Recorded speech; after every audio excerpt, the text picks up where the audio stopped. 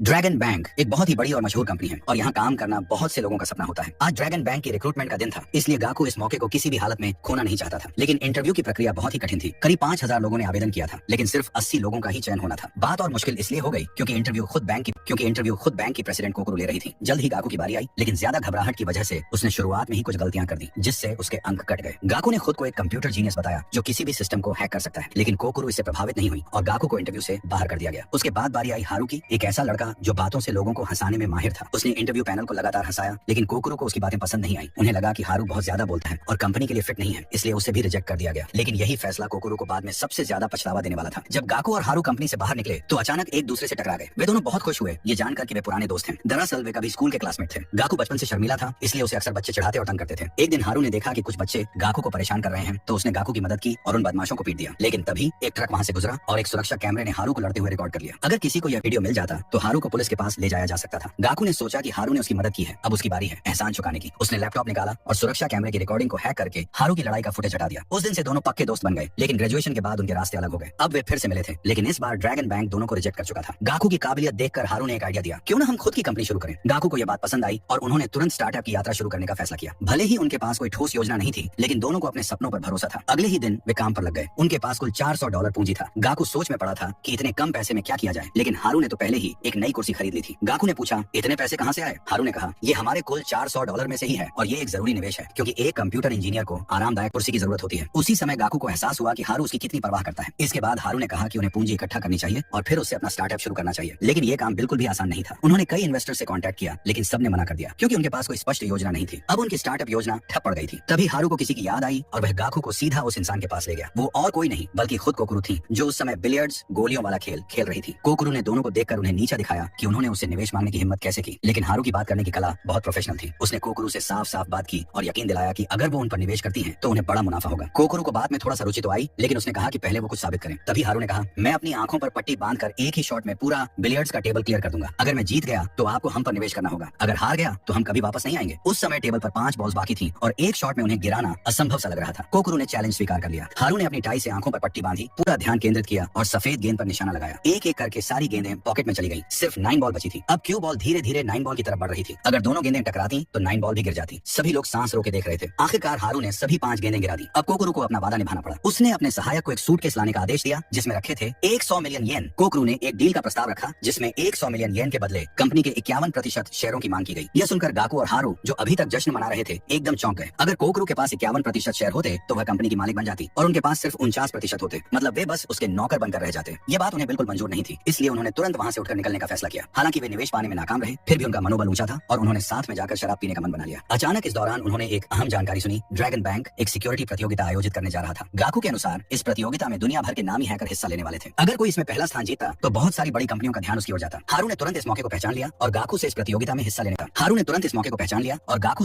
में हिस्सा लेने को कहा। उसे पूरा भरोसा था कि गाकू की स्किल्स से वह जीत सकता है और यहीं से उनका बिजनेस शुरू हो सकता था। लेकिन गाकू को अपने कौशल पर संदेह था और वह हिचकिचा रहा था। गाकू के जवाब का इंतजार किए बिना हारू ने खुद ही उसे प्रतियोगिता के लिए रजिस्टर कर दिया। कुछ ही समय बाद क्वालिफायर राउंड शुरू हुआ। गाकू अकेले ही प्रतिस्पर्धा कर रहा था, जबकि बाकी टीमें बहुत सारे सदस्यों के साथ आई थी। उसे 1000 से ज्यादा प्रतिभागियों को हराकर टॉप 12 में जगह बनानी थी ताकि वह फाइनल में पहुंच सके। प्रतियोगिता के नियम सरल थे। सभी को सवाल दिए जाते थे और जो सही जवाब देते थे उन्हें पॉइंट्स मिलते थे। जितना कठिन सवाल उतने ज्यादा पॉइंट्स। टॉप 12 टीमें जो सबसे ज्यादा पॉइंट्स हासिल करती वे फाइनल राउंड में जाती। शुरुआत में गाकू अच्छा कर रहा था और धीरे धीरे रैंकिंग में ऊपर चढ़ रहा था, लेकिन टॉप पोजीशन अभी भी दूर थी और उसे डर था कि वह बाहर हो जाएगा। तभी हारू लौटकर आया और उसने सबको चौंका दिया। उसने 100 शौकिया हैकरों को लाकर गाकू की मदद के लिए खड़ा कर दिया। गाकू बहुत खुश हो गया और उसने फिर से सवालों के जवाब देने शुरू कर दिया। उनकी मदद से गाकू की रैंकिंग तेजी से बढ़ने लगी। वह 35वें स्थान तक पहुंच गया, लेकिन यह अभी भी टॉप 12 के लिए काफी नहीं था। समय कम था और अब गाकू के पास सिर्फ एक ही विकल्प था, सबसे कठिन सवाल को चुनकर रिस्क लेना। अगर वह सफल होता तो टॉप 12 में पहुंच सकता था। माहौल बहुत तनावपूर्ण था, यहाँ तक कि हारू तो नतीजों का सामना करने के लिए छत पर चला गया। थोड़ी ही देर में गाकू भी वहाँ आया और जैसा कि उम्मीद थी उसने क्वालिफाइंग राउंड पार कर लिया। वे दोनों बहुत खुश हुए, लेकिन असली मुकाबला अब शुरू हुआ था। फाइनल राउंड ड्रैगन बैंक के अंदर आयोजित किया गया। इसमें दुनिया की 12 सबसे बेहतरीन हैकर टीमें थी। इनमें से एक टीम ड्रैगन बैंक की खुद की टीम थी, जो कि चैंपियन बनने की सबसे बड़ी दावेदार थी। वहीं दूसरी ओर हारू की टीम में सिर्फ एक ही सदस्य था, गाकू, और उस वक्त तो हारू भी वहाँ नहीं था। आयोजकों ने फाइनल राउंड के नियम बताए। हर टीम को एक फोर्ट्रेस मिलेगा जिसकी कीमत 10,000 पॉइंट्स होगी। उन्हें दूसरी टीमों के किले को हैक करके हमला करना था। अंत में जिसके पास सबसे ज्यादा पॉइंट्स होंगे वो विजेता होगा। फिर कोकरू आई और प्रतियोगिता को आधिकारिक रूप से शुरू किया। तभी हारू एकदम अजीब लुक में आया, एक ताओइस्ट साधु के रूप में, हाथ में एक जादुई झाड़ू ली। सभी लोग हैरान थे कि वह क्या करने वाला है। हारू गाकू के पास गया और बोला, प्रतियोगिता शुरू होने के 1 मिनट बाद नेटवर्क से जुड़ना। इसके बाद हारू स्टेज पर गया और अजीब मंत्र पढ़ने लगा। जैसे ही वह झाड़ू को हिलाने लगा, बाकी सभी टीमें नेटवर्क से कनेक्ट नहीं कर पाई। गाकू ने हारू की बात मानी और 1 मिनट बाद वाईफाई से जुड़ा और वही एकमात्र व्यक्ति था जो इंटरनेट चला पा रहा था। गाकू ने बाकी टीमों के किलों पर हमले शुरू कर दिए। तभी एक आदमी ने देखा कि हारू क्या कर रहा है। उसकी झाड़ू एल्यूमिनियम फॉइल की थी जिससे वह सिग्नल ब्लॉक कर रहा था। इसके अलावा हारू ने एक अलग वाईफाई राउटर भी फूलों के पीछे छिपा कर रखा था जिसे उसने प्रोग्राम किया था कि वो प्रतियोगिता शुरू होने के 1 मिनट बाद ही एक्टिव हो। बाकी टीमें जब तक कनेक्ट हो पाती, गाकू पहले ही बहुत आगे निकल चुका था, लेकिन चूंकि वह अकेला काम कर रहा था इसलिए उसकी रैंकिंग फिर से गिरने लगी और वह आखिरी पायदान पर पहुंच गया। इससे उसका हौसला टूट गया। लेकिन हारू के पास एक और प्लान था। समय खत्म होने से ठीक पहले हारू ने गाकू से कहा कि वह आयोजकों के वाईफाई से कनेक्ट करे। इसके बाद हारू ने अपने वाईफाई का पासवर्ड बदल दिया जिससे बाकी टीमें नेटवर्क से कट गई। गाकू ने इस मौके का फायदा उठाया और लगातार हमले किए। उनकी टीम की स्कोर आसमान छूने लगा। दूसरी टीमों के पास दोबारा कनेक्ट होने का समय नहीं था और नतीजा यह हुआ कि गाकू और हारू की टीम ने धमाकेदार जीत हासिल की। कोकरू बहुत प्रभावित हुई, उनकी स्किल्स से नहीं बल्कि उनकी चालाकी से। उसे अब समझ आया कि उसने 2 बेहद टैलेंटेड लोगों को ठुकरा दिया था। इसीलिए उसने उन्हें फिर एक नया ऑफर दिया, 200 मिलियन येन के बदले 51% शेयर। लेकिन हारू ने उसकी बात को फिर भी नजरअंदाज कर दिया। उन्हीं की होशियारी से प्रभावित होकर एक दर्शक उनसे मिलने आया। उसका नाम था किदान। वह एक मल्टीनेशनल कंपनी का मालिक था। उसने उन्हें एक ऑफर दिया, 30 मिलियन येन के बदले 15% शेयर। ये ऑफर हारू को सबसे अच्छा लगा। उन्हें पैसा भी मिल रहा था और कंपनी पर उनका कंट्रोल भी बना रहता। लेकिन किदान ने एक शर्त रखी, 1 महीने में उन्हें 3 मिलियन येन कमाने होंगे वरना वह निवेश वापस लेगा। हारू को इस बात की जरा भी चिंता नहीं थी। जैसे ही उन्हें पैसा मिला, हारू ने एक सेल्फी ली क्योंकि उसके दिमाग में एक प्लान पहले से ही था। वे दोनों एक ऑनलाइन बिजनेस शुरू करने वाले थे और पैसा दिखाना ही उनके लिए ग्राहकों को आकर्षित करने का एक तरीका था। लेकिन जब गाकू ने पूछा हम बेचेंगे क्या, हारू को अभी पता नहीं था, लेकिन उसके पास खुद का एक तरीका था। हारू गाकू को स्टाफ भर्ती करने के लिए ले गया और जो भी लोग आवेदन कर रहे थे वही गाकू के सवालों का जवाब देंगे। बेशक ये भर्ती प्रक्रिया आसान नहीं थी क्योंकि कोई भी उम्मीदवार उनकी तय की गई योग्यता पर खरा नहीं उतर रहा था। फिर आई ताकाहाशी। ताकाहाशी ने हर सवाल का न सिर्फ आसानी से जवाब दिया बल्कि उसके जवाब पूरी तरह से हारू की टीम की उम्मीदों से मेल भी खाते थे। इसीलिए उन्होंने ताकाहाशी को सीधे ही डायरेक्टर की पोस्ट के लिए रख लिया। पहले ही दिन ताकाहाशी को यह जानकर हैरानी हुई कि ऑफिस असल में गाकू का घर ही था। लेकिन उसने कोई शिकायत नहीं की बल्कि हारू और गाकू की कंपनी को आगे बढ़ाने के लिए पूरी तरह से कमर कस ली। उस समय गाकू ने ताकाहाशी को निवेशक की शर्त के बारे में बताया कि उन्हें 1 महीने में 30 लाख येन कमाकर दिखाने हैं। फिर उसने ताकाहाशी से पूछा कि क्या उसके पास कोई आइडिया है। ताकाहाशी ने एक शानदार सुझाव दिया। वे एक ऐसा एआई मशीन बनाएंगे जो लोगों को जन्मदिन पर क्या गिफ्ट देना चाहिए ये सजेस्ट करेगी। ग्राहक जैसे ही ऑर्डर देगा वे वो आइटम बेच देंगे। आइडिया कमाल का था और तीनों ने तुरंत काम शुरू कर दिया। हारू और ताकाहाशी गए दुकानों से कोलैबोरेशन करने और गाकू घर पर ही बैठकर एआई मशीन प्रोग्राम करने लगा। 3 दिन लगातार मेहनत करने के बाद गाकू ने आखिरकार मशीन बना ही ली। लेकिन जब हारू ने देखा तो वह उतना प्रभावशाली नहीं था जितना उन्होंने सोचा था। गाकू ने इंसान की जगह एक खरगोश जैसे रोबोट को बनाया था, लेकिन कुछ बदलने का समय नहीं था। इसलिए उन्होंने ताकाहाशी को ही क्लाइंट से बात करने की जिम्मेदारी दी और वह जो भी कहती रोबोटिक खरगोश वही दोहराता। उन्होंने उसका नाम रखा रेन रेन। ये ताकाहाशी का पहली बार कैमरे के सामने बोलना था और वह थोड़ी नर्वस थी, लेकिन उसी नर्वसनेस ने सोशल मीडिया का ध्यान खींच लिया। रेन रेन और ताकाहाशी की ये अजीब सी जोड़ी वायरल हो गई। अब तो ग्राहक हर वक्त मैसेज करने लगे। ताकाहाशी को तो पार्क में या सड़क पर भी लोगों को सलाह देनी पड़ रही थी। पहले हफ्ते के अंत में सभी को कमाई के आंकड़ों का बेसब्री से इंतजार था, लेकिन जब उन्हें पता चला कि पूरे हफ्ते में सिर्फ 49,000 येन कमाए हैं तो सब निराश हो गए। इतनी धीमी कमाई से 30 लाख कमाना नामुमकिन लग रहा था। लेकिन तीनों ने हार नहीं मानी और फिर से प्लान बनाया। हारू ने महसूस किया कि कमाई कम इसलिए हो रही है क्योंकि उनके पास कोई स्पेसिफिक प्रोडक्ट नहीं है। फिर उन्होंने फैसला लिया कि वे लोकप्रिय चीजें बेचेंगे। ताकाहाशी को फूलों की दुकान में काम करने का अनुभव था। उसे पता था कि लड़के फूल खरीदने में झिझकते हैं, तो उन्होंने सोचा कि अगर वे फूलों की कंसल्टिंग और डिलीवरी जैसी सेवा दें तो चल सकती है। इसके अलावा कोई चारा नहीं था तो उन्होंने यह तरीका अपनाया। ताकाहाशी जो ग्राहकों की साइकोलॉजी को अच्छी तरह समझती थी ने दिल से सलाह देना शुरू किया। पहला ऑर्डर एक फैन का आया जो अपनी आइडल को फूल भेजना चाहता था। बुके इतना सुंदर था कि उस आइडल ने उसकी तस्वीर सोशल मीडिया पर पोस्ट कर दी। इसके बाद हारू की फूलों की ऑनलाइन दुकान की धूम मच गई। गाकू तो ऑन ऑर्डर की भरमार से परेशान हो गया। कंपनी चलने के लिए थी। 1 महीने की बिक्री के अंत में तीनों बहुत नर्वस थे। इस बार उन्होंने 30 लाख येन से ज्यादा की बिक्री की। तीनों की खुशी का ठिकाना नहीं रहा। जब उन्होंने किदान को यह बताया तो वो भी बहुत खुश हुआ। इनाम के तौर पर किदान ने उन्हें अपनी सीनियर यो से मिलवाया। यो हारू की कंपनी के साथ कॉन्ट्रैक्ट साइन करना चाहती थी, लेकिन एक शर्त के साथ। नई चुनौती, 1 महीने में 2 करोड़ येन की बिक्री। ये सुनकर तीनों घबरा गए, लेकिन हारू ने इस चुनौती को भी मुस्कुराते हुए स्वीकार किया और यो का आभार व्यक्त किया। जब वे घर लौटे तो ताकाहाशी और गाकू ने विरोध किया। ताकाहाशी ने बताया कि उसके खुद की फूलों की दुकान को 2 करोड़ कमाने में 1 साल लग गया था, तो 1 महीने में यह लक्ष्य असंभव था। हर दिन 60 बुके बेचने होंगे। हारू के पास एक और प्लान था। वो और गाकू एक बार में काम करने जाएंगे जहाँ युवा लोग पार्टी करने आते हैं। वो ड्रिंक सर्व करेंगे और साथ में अपनी फूलों की दुकान का प्रचार करेंगे। पर शुरुआत आसान नहीं थी। पहले दिन ही एक ग्राहक ने गाकू के सिर पर पानी डाल दिया और कुछ अमीर लड़कों ने उसे पीट दिया। सही वक्त पर हारू आया और उन गुंडों को भगा दिया। इसके बाद सब कुछ स्मूथ चलने लगा। प्रचार असरदार रहा और कस्टमर तेजी से बढ़ने लगे। ताकाहाशी इतनी बिजी हो गई कि उसे सांस लेने की भी फुर्सत नहीं मिल रही थी। फिर भी 20 मिलियन येन का लक्ष्य अभी भी दूर लग रहा था, लेकिन उन्होंने हार नहीं मानी। गाकू ने कंप्यूटर पर बेहतरीन डिजाइनों के साथ फूलों की अरेंजमेंट बनाई। हारू और ताकाहाशी ने उसकी क्वालिटी में लगातार सुधार किया। अब तो बार में हर जगह फूल ही फूल थे और ऑर्डर की बाढ़ आ गई। 1 महीना बीत गया। जब उन्होंने देखा कि सेल्स 2 करोड़ येन पार कर गई है तो गाकू खुशी के मारे रो पड़ा। तीनों ने साथ में जश्न मनाया। वे तुरंत किदान और यो के पास गए। यो भी परिणाम देखकर बहुत खुश हुई और उन्होंने कॉन्ट्रैक्ट पर साइन कर दिया। इस तरह हारू और गाकू की कंपनी आधिकारिक रूप से शुरू हुई। नाम था ट्रिलियन गेम और उन्हें यो से शुरुआती निवेश 10 करोड़ येन से भी ज्यादा मिला। लेकिन जैसे ही वो लोग अपनी सफलता का जश्न मनाने ही वाले थे, एक मुसीबत खड़ी हो गई। ड्रैगन बैंक ने एक एआई मशीन लॉन्च की जिसने उनकी कंपनी के खिलाफ आधिकारिक तौर पर युद्ध की घोषणा कर दी। उनका इरादा था कि अपनी प्रतिष्ठा और पैसे के दम पर वो इन लोगों को बर्बाद कर दे। ये देखकर हारू चौंक गया क्योंकि उसने कभी नहीं सोचा था कि कोकरू इतनी विश्वासघाती हो सकती है। लेकिन यह सब हारू की हिम्मत को तोड़ने के लिए काफी नहीं था। उसने ड्रैगन बैंक को हराने की एक योजना बनाई। हारू ने गाकू और ताकाहाशी से बात की और कहा कि अब ट्रिलियन गेम को अगले चरण में ले जाने का समय आ गया है, जो उनकी कंपनी की सफलता के लिए एक निर्णायक कदम होगा। अब वे फूल नहीं बेचेंगे बल्कि एक live live game show launch करेंगे जिसमें प्रतिभागी इनाम जीत सकते हैं। यानी हारू ट्रिलियन गेम को एक गेमिंग कंपनी में बदलना चाहता था। इस लक्ष्य को पाने के लिए उन्हें और लोगों की जरूरत थी। हारू ने सुझाव दिया कि वे 100 मिलियन येन का इस्तेमाल करके एक गेमिंग कंपनी खरीदें और फिर उसे अपनी सोच के हिसाब से विकसित करें। हारू और गाकू तुरंत एक कंपनी खरीदने के लिए बातचीत करने निकल पड़े, लेकिन ये इतना आसान नहीं था। उन्हें कई कंपनियों से मना कर दिया गया, फिर भी उन्होंने हार नहीं मानी और लगातार छोटी बड़ी कंपनियों से बातचीत करते रहे। आखिरकार उन्हें एक टीम मिली जो बड़ी कंपनियों के लिए गेम प्रोग्रामिंग में माहिर थी, लेकिन अभी वो खुद मुश्किल में थी और बिखरने की कगार पर थी। हारू ने उन्हें संभावना देखी और उन्हें पैसे लगाने का वादा किया। उसने उनसे कहा कि वे एक ऐसा हाई क्वालिटी गेम बनाएं जो मार्केट के सबसे बड़े टाइटल्स से टक्कर ले सके। हारू की बातों से वो टीम पिघल गई और आखिरकार उसके साथ काम करने के लिए मान गई। जल्द ही उन्होंने एक नया ऑफिस शिफ्ट किया जो हारू ने किराए पर लिया था। ऑफिस देखकर सबने कहा कि ये कितना सुंदर है। गाकू तो यकीन ही नहीं कर पाया कि वो इस जगह का मालिक है। ये सब हारू की वजह से ही संभव हुआ था। इसके बाद उन्होंने चर्चा की और तय किया कि वे एक नया गेम बनाएंगे जिसका नाम होगा सर्वाइवल आइलैंड। फिर सभी लोग काम में जुट गए। ज्यादा समय नहीं बीता और उनकी कंपनी ने गेम का लॉन्च इवेंट रखा जहां भारी भीड़ उमड़ी। इस मौके पर हारू ने सबको चौंका दिया। उसने न केवल कंपनी का पहला गेम पेश किया बल्कि एक मशहूर गेम प्रोड्यूसर HY को भी मंच पर बुलाया। HY एक ऐसा प्रोड्यूसर था जिसे हर कंपनी पाना चाहती थी। अपने भाषण में HY ने कहा कि वह अब ट्रिलियन गेम कंपनी के साथ काम करेगा। ये सुनकर सब दंग रह गए कि हारू ने उसे कैसे मना लिया, लेकिन किसी को नहीं पता था कि वो असली HY नहीं था, बल्कि हारू ने एक आम आदमी को HY बनाकर पेश किया था। ये एक चालाक धोखा था जिसने सबको बेवकूफ बना दिया। इस चाल से ट्रिलियन गेम कंपनी को 2 बिलियन येन की इन्वेस्टमेंट मिल गई। सर्वाइवल आइलैंड तो बस हारू की शुरुआत की योजना थी। असली मकसद था एक मीडिया साम्राज्य बनाना जो ड्रैगन बैंक से भी बड़ा हो। जब गाकू को यह सच पता चला तो वह चौंक गया। उसे नहीं लगा था कि हारू के इतने बड़े सपने होंगे। जल्द ही हारू ने किदान से मुलाकात की और जापानी एंटरटेनमेंट इंडस्ट्री पर कब्जा करने के लिए साझेदारी का प्रस्ताव रखा, लेकिन किदान ने इसमें कोई रुचि नहीं दिखाई, जिससे हारू निराश होकर लौट गया। अगली सुबह ताकाहाशी घबराकर कंपनी पहुंची और गाकू को अलग ले जाकर बताया कि वे जो 2 अरब येन की फंडिंग लाए थे वह पूरी तरह से वापस ले ली गई है। उसे शक था कि इसके पीछे हारू का हाथ है और उसने हारू से सामना करने की जिद की, लेकिन गाकू ने उसे रोका और कबूल किया कि ये सब उसकी गलती है। वह जानता था कि हारू झूठ बोल रहा है, लेकिन कुछ कहने की हिम्मत नहीं कर पाया। अब गाकू ने ठान लिया कि वह हारू के बिना भी गेम बनाएगा जो पूरी दुनिया में हिट हो। उसने पूरी टीम को सच्चाई बताई जिससे सब बहुत निराश हुए क्योंकि वे इतने समय से धोखे में थे। फिर भी सुनहरे बालों वाला एक मेंबर गाकू का शुक्रिया अदा करता है कि उसने सच सामने लाया। इससे गाकू और प्रेरित हुआ। अब वह सच में ट्रिलियन गेम को लोगों के साथ मिलकर आगे बढ़ाना चाहता था। उसकी सच्चाई देखकर सबने उसका साथ देने का फैसला किया। उधर हारू फिर से किदान के पास गया। इस बार सिर्फ 2 अरब येन ही नहीं बल्कि एक बड़ा सबूत भी था, एक मर्डर केस का जिसमें किदान ने किसी को चाकू मारा था और भाग गया था। ये राज अब तक छुपा हुआ था, लेकिन हारू ने इसे खोज निकाला था। उसने किदान को धमकाया कि या तो वह साथ दे या ये सच सबको बता दिया जाएगा। किदान को मजबूरी में हारू से हाथ मिलाना पड़ा। दूसरी ओर गाकू ने ड्रैगन बैंक की गेम सिस्टम को हैक किया, लेकिन चोरी के लिए नहीं बल्कि उसकी सुरक्षा सुधारने और दूसरों की हैकिंग से बचाने के लिए। अगले दिन कोकोरू को जब यह पता चला तो वह हैरान रह गई। कंपनी को पता नहीं था कि ये किसने किया, लेकिन कोकोरू को शक था कि गाकू ने किया है। वह यह जानना चाहती थी कि उसने ऐसा क्यों किया, इसलिए उसने गाकू को फोन करके डेट पर बुलाया। गाकू हैरान रह गया। वह समझ नहीं पाया कि ये क्या हो रहा है। फिर भी वह हिम्मत करके मिलने की जगह पहुंच गया। वहां उसे सच में कोकोरू मिली। वे एक एंटरटेनमेंट पार्क में मिले और खूब सारे खेल खेले। कोकोरू पहली बार इतना खुश महसूस कर रही थी। दोनों ने सुबह से रात तक समय बिताया। जब वे कैरोसेल पर बैठे थे तब कोकोरू ने गंभीर होकर पूछा कि क्या उसी ने कंपनी के सिस्टम में सेंध मारी थी। गाकू चुप रहा, लेकिन कोकोरू समझ गई कि जवाब हाँ है। फिर उसने पूछा कि क्या वह ड्रैगन बैंक में काम करना चाहता है, जो कभी उसका सपना था, लेकिन गाकू ने मना कर दिया। तब कोकोरू ने कृतज्ञता में उसे अपनी कंपनी के गेम डेवलपर्स की सारी जानकारी दे दी, जिससे गाकू बहुत खुश हुआ क्योंकि अब वह उन डेवलपर्स को अपने लिए बुला सकता था। अगले दिन गाकू और ताकाहाशी उन डेवलपर्स से मिलने गए, लेकिन उन्होंने 180 मिलियन येन सालाना सैलरी मांगी जो गाकू की कंपनी अफोर्ड नहीं कर सकती थी। ये देखकर लगा कि उन्हें हायर करना मुश्किल होगा, लेकिन उसी वक्त हारू वहां आ गया और गाकू की मदद की। उसने बात करके डेवलपर से कॉन्ट्रैक्ट साइन करवा दिया। इसके बाद दोनों दोस्त बैठकर बातचीत करने लगे। हारू ने माफी मांगी कि उन्होंने इस दौरान कंपनी को नजरअंदाज किया और कहा कि अब वे मिलकर फिर से कंपनी को खड़ा करेंगे। गाकू गेम डेवलपमेंट की दिशा में कंपनी का नेतृत्व करेगा, जबकि हारू कंपनी के मीडिया प्रमोशन को संभालेगा ताकि AI अपनी ताकतों का पूरा उपयोग कर सके। लेकिन जब गाकू ने गायब हुए 2 अरब येन के बारे में पूछा तो हारू टाल मटोल करता रहा। असल में हारू ने वो पैसे एक और मीडिया कंपनी खरीदने में लगा दिए थे ताकि गाकू जो अगला गेम लॉन्च करने वाला था उसे प्रमोट किया जा सके। अगले दिन गेम डेवलपर उनके ऑफिस आया। केइसो ने जल्दी से अपने आइडियाज बताए और सुनहरे बालों वाले अपने साथी के साथ काम शुरू कर दिया। ऑफिस का माहौल बहुत जोशीला था। सब देर रात तक काम कर रहे थे, फिर भी कोई शिकायत नहीं कर रहा था क्योंकि सबको विश्वास था कि अगर वे दिल से मेहनत करेंगे तो जरूर सफल होंगे। लेकिन ड्रैगन बैंक के चेयरमैन, जो कि क्यू के पिता भी थे, एक बहुत ही चालाक और खतरनाक इंसान निकले। उन्होंने अपने जबरदस्त मीडिया प्रभाव का उपयोग करते हुए अपना नया गेम लॉन्च कर दिया, जिससे हारू की टीम का प्रोडक्ट पूरी तरह दब गया। इसके अलावा उन्होंने पहले ही काइसो से मिलकर उसे धमकाया था कि अगर वह ट्रिलियन गेम्स कंपनी के लिए काम करता रहा तो उसे सबक सिखाया जाएगा। इन धमकियों के कारण काइसो ने हारू की टीम से कॉन्ट्रैक्ट खत्म करने की मांग की और ड्रैगन बैंक के गेम लॉन्च इवेंट में शामिल होने का निर्णय लिया। ये देखकर हारू और गाकू ने उसका पीछा किया और उसे मनाने की कोशिश की कि वे मिलकर ऐसा गेम बना सकते हैं जो लोगों के दिलों को छू सके। उन्होंने उसे 3% प्रॉफिट का ऑफर भी दिया, जो कि बड़ी रकम थी, लेकिन फिर भी काइसो ने मना कर दिया और चला गया। ड्रैगन बैंक के चेयरमैन मंच पर खड़े होकर गेम लॉन्च कर रहे थे और उन्होंने उस इंसान का नाम लेना शुरू किया जिसने गेम बनाया था। तभी काइसो मंच पर आया। उसने ड्रैगन चेयरमैन को धन्यवाद दिया, लेकिन तभी उसे नीचे खड़े हारू और गाकू दिखाई दिए और उनके कहे हुए शब्द उसके झन में गूंजने लगे। वह भावुक हो गया और उसने मंच पर ही ड्रैगन बैंक से इस्तीफा दे दिया और ऐलान किया कि अब वह ट्रिलियन गेम्स कंपनी के साथ काम करेगा। ये देखकर हारू और गाकू बहुत खुश हुए और कंपनी के बाकी लोग भी यह खबर सुनकर बहुत भावुक हो गए। वहीं ड्रैगन चेयरमैन गुस्से से लाल हो गए और बिना कुछ कहे वहां से चले गए। ये हारू की टीम के लिए सिर्फ एक छोटी सी जीत थी, क्योंकि इसके बाद हारू और गाकू ने मिलकर एक बहुत बड़ी मीडिया कंपनी खरीद ली जिसकी ताकत ड्रैगन बैंक के बराबर थी। अब ट्रिलियन गेम्स के पास सारी जरूरी चीजें थी, टीम, मीडिया और पैसा। बस अब उन्हें मिलकर सफलता की तरफ बढ़ना था। गेम रिलीज होते ही बहुत जबरदस्त हिट हुआ। लोग सड़कों पर भी वो गेम खेलते दिखने लगे। इसे 2016 के पोकेमॉन गेम जितनी लोकप्रियता मिलने लगी। सिर्फ एक हफ्ते में गेम को 7 लाख बार डाउनलोड किया गया और यहीं से उनकी कमाई शुरू हुई। उन्होंने प्लेयर्स को प्रमोशन ऑफर किया। जितना ज्यादा पैसे डालेंगे उतने ही ज्यादा फ्री स्पिन्स मिलेंगे। इस मनोवैज्ञानिक रणनीति ने काम किया और लोग बार बार पैसे डालने लगे। इससे कंपनी को जबरदस्त मुनाफा हुआ। जल्द ही ट्रिलियन गेम्स ने डाउनलोड चार्ट्स में टॉप पोजीशन हासिल कर ली और ड्रैगन बैंक के गेम को पछाड़ दिया। कंपनी की कमाई 5 बिलियन येन तक पहुंच गई और हर सदस्य करोड़पति बन गया। ड्रैगन चेयरमैन बेहद नाराज थे, लेकिन ये तो बस शुरुआत थी। हारू ने और भी बड़ा कदम उठाया। उन्होंने पूरा मुनाफा एक नया टीवी चैनल ट्रिलियन टीवी शुरू करने में लगा दिया। इस चैनल पर कुकिंग शो से लेकर गेम शो तक सब कुछ होगा। ऐसा किसी प्राइवेट कंपनी ने पहले कभी नहीं किया था, यहाँ तक कि ड्रैगन बैंक ने भी नहीं। अगर बहुत सारे दर्शक एक साथ जुड़ते तो सर्वर क्रैश हो सकते थे, लेकिन गाकू ने रात भर मेहनत करके सारे डेटा को क्लाउड सर्वर पर ट्रांसफर कर दिया ताकि सिस्टम पर बोझ न पड़े। ड्रैगन बैंक ने भी फौरन पलटवार किया। उन्होंने एक विदेशी कंपनी के साथ साझेदारी कर ली। वे ट्रिलियन ग्रुप को मिटा देना चाहते थे। अब हारू को एक जबरदस्त शो बनाने के लिए एक टॉप न्यूज एंकर की जरूरत थी और जापान में नागा से बेहतर कोई नहीं था। हारू और गाकू उसे ढूंढने गए। नागा बहुत काबिल था, लेकिन एक छोटे से चैनल में काम कर रहा था, क्योंकि सालों पहले उसने नेशनल चैनल छोड़ दिया था जब वहाँ झूठी खबरें चलाई गई थी। हारू ने उसे ईमानदारी का वादा किया और भरोसा दिलाया कि ट्रिलियन टीवी उसके नाम को फिर से ऊंचाइयों पर ले जाएगा। नागा मान गया और चैनल से जुड़ गया। पहला एपिसोड रिलीज होते ही धमाका हो गया। सोशल मीडिया पर तारीफों की बाढ़ आ गई और बिक्री भी आसमान छूने लगी। कंपनी ने 250 मिलियन येन की कमाई कर ली, लेकिन ड्रैगन बैंक चुप बैठने वाला नहीं था। उन्होंने बड़े टीवी निर्माताओं से डील कर ली, जिससे उनका चैनल टीवी रिमोट पर एक बटन की तरह सेट हो गया। अब वे जापान का नंबर 1 ऑनलाइन चैनल बनने का सपना देख रहे थे। कोकुरु ने ट्रिलियन टीवी को सीधा चैलेंज भेजा। सभी चौंक गए। एक बड़ा मुकाबला होने वाला था। अब अखबारों में दोनों कंपनियों की ही खबरें छाई थी। ट्रिलियन टीवी को जवाब देना था। हारू को एक आइडिया आया, अगर ड्रैगन बैंक टीवी कंपनियों के पास गया तो वे जापान की सबसे बड़ी मंगा पब्लिशिंग कंपनी से संपर्क करेंगे और उनके पॉपुलर शो का एक्सक्लूसिव प्रसारण अधिकार मांगेंगे। लेकिन जब वे वहां पहुंचे तो पता चला कि कोकुरु पहले ही वहां थी और उसने पहले से ही कॉन्ट्रैक्ट साइन कर लिया था। ट्रिलियन टीवी ये लड़ाई लगभग हार चुका था। अब हारू को मजबूरी में कोकुरु से मिलने जाना पड़ा ताकि वो उससे मंगा कंपनी का कॉन्ट्रैक्ट छोड़ने की गुजारिश कर सके। अचानक से कोकुरु ने मान लिया, लेकिन एक शर्त पर। हारू और गाकू को उसकी पूरी जिंदगी के लिए गुलाम बनना होगा और हर उसका हुक्म मानना होगा। स्वाभाविक रूप से हारू को यह शर्त बिल्कुल मंजूर नहीं थी और बातचीत पूरी तरह से नाकाम हो गई। इसी दौरान ड्रैगन बैंक के अध्यक्ष ने किदान से संपर्क किया और साझेदारी का प्रस्ताव दिया। अगर किदान ड्रैगन बैंक का विज्ञापन अनुबंध स्वीकार कर लेता तो उसे बैंक में कुछ शेयर दिए जाते। इसका मतलब था कि किदान को हारू की कंपनी के साथ अपनी साझेदारी तोड़नी पड़ती। यह प्रस्ताव सुनकर किदान सोच में पड़ गया और वापस जाकर हारू से सलाह ली। हारू ने सीधा कहा, अगर तुम्हें यह फायदेमंद लगता है तो तुम यह प्रस्ताव ले सकते हो, मैं किसी को जबरदस्ती साथ नहीं रखता। उसी समय ड्रैगन बैंक के अध्यक्ष को यह खबर मिली कि किदान ने साझेदारी का प्रस्ताव ठुकरा दिया है, जिससे वह हैरान रह गया। असल में किदान अभी ट्रिलियन गेम्स कंपनी पर दाम लगाना चाहता था। अगले दिन हारू और गाकू ने फिर से एनिमे कंपनी का दौरा किया ताकि उन्हें साझेदारी के लिए मना सके, लेकिन मैनेजर ने पहले की तरह सीधे इनकार कर दिया। वो मैनेजर भी बहुत काबिल थी और कंपनी को शुरुआत से बनाने में निर्देशक की मदद कर चुकी थी। फिर भी उसे कभी असली पहचान नहीं मिली। उसने अपने कई खुद के प्रोजेक्ट्स मंजूरी के लिए दिए, लेकिन एक भी स्वीकार नहीं हुआ। उन सभी कहानियों को आज भी छुआ तक नहीं गया था, जिनमें से सबसे खास थी the maiden on the windy hill. जब हारू को यह बात पता चली तो उसने उस कहानी को फिल्म में बदलने की इच्छा जताई। ये सुनकर मैनेजर हैरान रह गई, क्योंकि कभी किसी ने उसकी कहानी को रिलीज करने की बात नहीं की थी। उसने खुशी से कहानी हारू को सौंप दी। हालांकि उन्हें कंपनी से कोई अनुबंध नहीं मिला, लेकिन यह एक छोटी सफलता थी। वापस लौटकर हारू ने एक टीम को बुलाया जो उस कहानी को पढ़े और संशोधित करे ताकि जल्द ही उसे फिल्म में बदला जा सके। अगले दिन एक प्रेस कॉन्फ्रेंस हुई जहां हारू ने मीडिया से कहा कि वह एनिमे कंपनी के साथ मिलकर 6 महीनों में film the maiden on the windy hill release करेगा। ये सुनकर सभी चकित रह गए, क्योंकि इतनी जल्दी एनिमेटेड फिल्म बनाना असंभव सा लग रहा था। फिर हारू ने मंच पर गाकू को बुलाया और अगली प्रस्तुति उसे सौंप दी। गाकू ने खुद को पेश किया और बताया कि उसने एक एआई सॉफ्टवेयर बनाया है जिससे सुंदर दृश्य बहुत तेजी से बनाए जा सकते हैं। इससे ट्रिलियन टीवी तय समय पर फिल्म रिलीज कर पाएगा। कुछ लोगों ने सवाल उठाया कि अगर एनिमे कंपनी ने ट्रिलियन टीवी से साझेदारी की तो वह ड्रैगन बैंक से अपना अनुबंध तोड़ देगी और उसे जुर्माना भरना पड़ सकता है। ये सुनते ही हारू ने आगे आकर घोषणा की कि वह जुर्माना ट्रिलियन टीवी भरेगा। इससे वहाँ हड़कंप मच गया। वहीं दर्शकों में बैठी कोकुरु बहुत गुस्से में थी कि हारू ने उसके साझेदार को छीन लिया और गुस्से में वहाँ से चली गई। इस तरह हारू ने अपने प्रतिद्वंदी से अनुबंध छीन लिया। अब ट्रिलियन टीवी को फिल्म की एकमात्र डिस्ट्रीब्यूशन राइट्स मिल गई। इस अनुबंध के साथ ट्रिलियन टीवी ने जापान की 4 सबसे बड़ी टीवी कंपनियों को मना लिया कि वे अपने रिमोट में ट्रिलियन टीवी के लिए एक बटन जोड़े। अब ड्रैगन बैंक पूरी तरह से कमजोर हो गया। बैंक के अध्यक्ष अब और सहन नहीं कर पाए। उन्होंने हारू की टीम से मीटिंग की। उन्होंने ट्रिलियन गेम को 70 अरब येन में खरीदने का प्रस्ताव रखा, लेकिन हारू ने तुरंत इनकार कर दिया। अध्यक्ष गुस्से में बोले, मैं इस खेल में बैंक हूँ, मेरे पास बेशुमार पैसा है। आखिरकार जीत तो उसी की होगी जिसके पास ज्यादा पैसा होगा। बेहतर यही होगा कि तुम मेरी सहायक कंपनी बन जाओ। लेकिन हारू हंसते हुए बोला, आपको मेरी सहायक कंपनी बन जाना चाहिए, क्योंकि जल्द ही ट्रिलियन गेम आपको हजम कर लेगा। ये सुनकर अध्यक्ष बिल्कुल पागल हो गया। किसी ने कभी उससे ऐसी जुबान में बात नहीं की थी। हालांकि हारू की चालें जोखिम भरी थी, पर उसकी अपनी रणनीति थी। उसने रिसर्च करके जाना कि जापान में ज्यादातर लोग नकद भुगतान करते हैं। अगर वे एक ऐसा वेबसाइट बनाएं जहां लोग क्रेडिट कार्ड से भुगतान कर सकें तो यह बहुत फायदेमंद हो सकता है। लेकिन इसके लिए उन्हें पूरे देश के दुकानों से साझेदारी करनी होगी ताकि ट्रिलियन गेम खरीदार और दुकानदार के बीच की कड़ी बन सके। ये योजना सफल रही और लोग उनकी पेमेंट ऐप डाउनलोड करने लगे। लेकिन तब भी कमाई सामान्य थी, जिससे गाकू और तकाहाशी चिंतित थे। अगर ये हालात जारी रहे तो वे इस प्रोजेक्ट को जारी नहीं रख पाएंगे। तभी हारू ने कहा कि उसके पास एक उपाय है। जापान में ज्यादातर लोग ट्रेन से यात्रा करते हैं और पेमेंट के लिए स्वाइप कार्ड इस्तेमाल करते हैं, जो कि रेलवे कंपनियों के लिए महंगा पड़ता है। अगर वे ट्रेन स्टेशनों के साथ साझेदारी करके उस कार्ड को उनकी ऐप से जोड़ दें तो रेलवे का पैसा बचेगा और यात्रियों को भी सुविधा होगी। उन्हें कार्ड ले जाने की जरूरत नहीं पड़ेगी। वे तुरंत ट्रेन ऑफिस गए और वहाँ फिर से कोकुरु से टकरा गए। वो भी इस ऑनलाइन पेमेंट सिस्टम की संभावनाओं को पहचान गई थी। दोनों ने अपना प्रस्ताव पेश किया, लेकिन ट्रेन ऑपरेटर ने दोनों को इनकार कर दिया। उस दिन हारू घर लौटकर गहराई से सोचने लगा और फिर उसने कोकुरु से सीधे मिलने का अनुरोध किया। असल में वह उसे साझेदारी के लिए मनाना चाहता था। कुछ सोचने के बाद कोकुरु मान गई। यह सुनकर गाकू हैरान रह गया, क्योंकि ये दोनों हमेशा दुश्मन थे और अब साथ काम करने वाले थे। अगले दिन वे फिर से ट्रेन ऑपरेटर के पास गए। दोनों कंपनियों के मिलकर पेश किए फायदे इतने जबरदस्त थे कि वो इनकार नहीं कर सका। शेयर धारकों की मीटिंग हुई और प्रोजेक्ट को मंजूरी मिल गई। अब ट्रिलियन गेम और ड्रैगन बैंक एक ही तरफ थे, लेकिन यह खबर ड्रैगन बैंक के अध्यक्ष तक पहुंच गई। उसे अपनी बेटी कोकुरु की यह हरकत बिल्कुल मंजूर नहीं थी। उसने एक योजना बनाई। थोड़े समय बाद ट्रेन ऑपरेटर ने ट्रिलियन गेम से अनुबंध संबंध खत्म कर दिया और केवल ड्रैगन बैंक के साथ साझेदारी कर ली। सभी लोग हैरान रह गए। साथ ही कंपनी का सर्वर ठप हो गया। गाकू जांच करने गया और पाया कि सुरक्षा सिस्टम में सेंध लगी थी। सारा डेटा चुरा लिया गया था, लेकिन उसे कोई निशान नहीं मिला। अब कंपनी बर्बादी के कगार पर थी। उसी समय हारू को ड्रैगन बैंक के अध्यक्ष ने बुलाया। उसने कहा, अगर कंपनी बचाना है तो घुटनों पर गिरकर माफी मांगो, वरना ट्रिलियन गेम मिट जाएगा। हारू दुविधा में पड़ गया। वो न अपने दोस्तों की मेहनत को बेकार करना चाहता था और न ही दुश्मन के आगे झुकना चाहता था। अगले दिन कस्टमर डेटा लीक होने के कारण तकाहाशी ने बतौर अध्यक्ष माफी मांगी और इस्तीफा दे दिया। जाते जाते उसने हारू और गाकू से कंपनी बचाने की गुजारिश की। इससे हारू ने फैसला ले लिया। फिर वह गाकू और किदान के साथ ड्रैगन बैंक के अध्यक्ष से मिलने गया। हारू ने सीधे उनके सामने घुटने टेक कर मदद की भीख मांगी। उसने अपनी 42.5% शेयर देने की पेशकश की, लेकिन एक शर्त के साथ कि जब वह ड्रैगन बैंक में शामिल होगा तो उसे सीनियर मैनेजर नियुक्त किया जाए। ड्रैगन बैंक के अध्यक्ष ने तुरंत सहमति दे दी और उस पल से हारू ड्रैगन बैंक का हिस्सा बन गया। यह देखकर गाकू बेहद निराश हुआ। उसने कभी नहीं सोचा था कि जिस व्यक्ति पर वह सबसे ज्यादा भरोसा करता था वह उसे धोखा देगा। सदमे को सहन न कर पाकर गाकू वहां से घूम गया। उसी समय किदान ने भी अपने 15% शेयर बेच दिए और शुरुआती निवेश 30 मिलियन से 10 अरब येन कमा लिए। मुनाफा 300 गुना बढ़ चुका था। अब वह अपनी बाकी जिंदगी दुनिया घूमने में बिता सकता था। अगले दिन ड्रैगन कंपनी के मैनेजर के रूप में हारू सीधे एक टीम लेकर पूर्व कंपनी में गया और आधिकारिक तौर पर विलय पूरा किया, जिससे trillion games company dragon group की सहायक कंपनी बन गई। इससे सभी गुस्से में थे क्योंकि वे हारू को गद्दार मानने लगे। यहाँ तक कि गाकू भी सोचने लगा कि जब उसकी कंपनी खो गई है तो वह इसे जारी नहीं रखना चाहता। उसने इस्तीफा लिखा, लेकिन हिम्मत नहीं हुई और वह पत्र फाड़ दिया। तभी हारू अचानक आया और गाकू को एक फाइल दी। उसने सच बताया कि यह फाइल ड्रैगन बैंक के अंदर हुए आपराधिक गतिविधियों के सबूत थे। ये कभी सार्वजनिक नहीं हुए क्योंकि ड्रैगन बैंक के अध्यक्ष ने जानबूझकर इन्हें छुपाया था। हारू ने अपनी शेयर छोड़ने पर सहमति सिर्फ इसलिए दी थी ताकि ये जानकारी इकट्ठा कर सके। अब वे मिलकर स्थिति बदल सकते थे। तभी गाकू ने हारू की मंशा समझी। अगले दिन योजना के अनुसार हारू और ड्रैगन बैंक के अध्यक्ष बाहर गए। गाकू ने मौका पाकर स्वयं को एक सफाई कर्मचारी बनाकर अध्यक्ष के ऑफिस में घुसपैठ की। उसने सारे डेटा हैक कर लिए। उनकी योजना पक्की लग रही थी, लेकिन अगले दिन मीटिंग में ड्रैगन के एक वरिष्ठ नेता ने उन्हें बेनकाब कर दिया। पता चला कि कमरे में छुपे कैमरे थे जिन्होंने गाकू और हारू की घुसपैठ रिकॉर्ड कर ली थी। जब लगा कि उनकी योजना फेल हो जाएगी, हारू खड़ा हुआ और सच सामने लाया। हारू ने घोषणा की कि आज की मीटिंग में वह अध्यक्ष को बर्खास्त करेगा। यह असंभव लग रहा था क्योंकि इसके लिए हारू को कम से कम 51% शेयर चाहिए थे। हारू ने समझाया कि किदान की दुनिया भर की यात्रा केवल एक बहाना थी। असली मकसद था ड्रैगन बैंक में विदेशी निवेशकों से शेयर इकट्ठा करना। किदान अब 16% शेयर लेकर लौट चुका था। उस वक्त ड्रैगन अध्यक्ष ने स्वयं को विजेता समझा क्योंकि हारू को अभी भी कम से कम 35% शेयर और चाहिए थे। अचानक हारू ने कहा कि अध्यक्ष खुद उसे 29% शेयर देगा क्योंकि उसके पास अध्यक्ष के अपराधों के ठोस सबूत हैं। गाकू का कंप्यूटर में घुसपैठ केवल जानकारी जुटाने के लिए नहीं थी, बल्कि कंप्यूटर के कैमरे को हैक करके एक बातचीत रिकॉर्ड करने के लिए थी जिसमें अध्यक्ष नेताओं को गैरकानूनी गतिविधियों के लिए धमका रहा था। इससे ड्रैगन अध्यक्ष पूरी तरह हताश हो गया क्योंकि उसके सारे गलत काम सामने आ गए थे। अब अगर उसने 29% शेयर नहीं दिए तो हारू ये वीडियो पुलिस को दे देगा और अध्यक्ष जेल जाएगा। मजबूर होकर अध्यक्ष को मानना पड़ा। फिर भी हारू को 6% शेयर और मिले थे। संयोगवश ये शेयर कोकुरू के पास थे। अपने पिता को जेल से बचाने के लिए उसने स्वेच्छा से ये शेयर छोड़ दिए। अब हारू के पास कुल 51% शेयर थे जिससे वह भ्रष्ट अध्यक्ष को बर्खास्त कर सकता था, लेकिन हारू ने सारी शक्ति गाकू को दे दी क्योंकि हारू भी कुछ सूचनाएं लीक करने और शेयरों को नियंत्रित करने में दोषी था, इसलिए वह कंपनी का अध्यक्ष नहीं बन सकता था। दूसरी तरफ गाकू पूरी तरह निर्दोष था और कंपनी चलाने के लिए योग्य था। अब से गाकू के पास सारी ताकत थी। थोड़ी देर बाद मीडिया में खबर आई कि ट्रिलियन गेम्स कंपनी ने ड्रैगन ग्रुप का कब्जा कर लिया है। हारू ने अपनी बात रखी और कर लिया है। हारू ने अपनी बात रखी और ताकाशी के साथ वादा निभाते हुए कंपनी को सफलतापूर्वक संभाला। वे ताकाशी को वापस काम पर ले आए जबकि कोकुरू को सहायक ड्रैगन कंपनी का अध्यक्ष नियुक्त किया गया। लेकिन इसी समय हारू अचानक गायब हो गया। कोई उससे संपर्क नहीं कर पाया जब तक कि 2 साल बाद गाकू बाहर ड्रिंक्स लेने गया। अचानक उसने सिक्का गिरा दिया और किसी ने उसे पकड़ लिया। वह कोई और नहीं बल्कि हारू था जो वापस आ गया था। गाकू की खुशी का ठिकाना न रहा। बात करने से पहले हारू ने गाकू को एक सुपरकार में खींचा और सीधे पोर्ट की ओर ले गया जहां उनकी अगली योजना शुरू होने वाली थी। यह हमारी फिल्म का अंत है। धन्यवाद और अगली फिल्म में फिर मिलेंगे।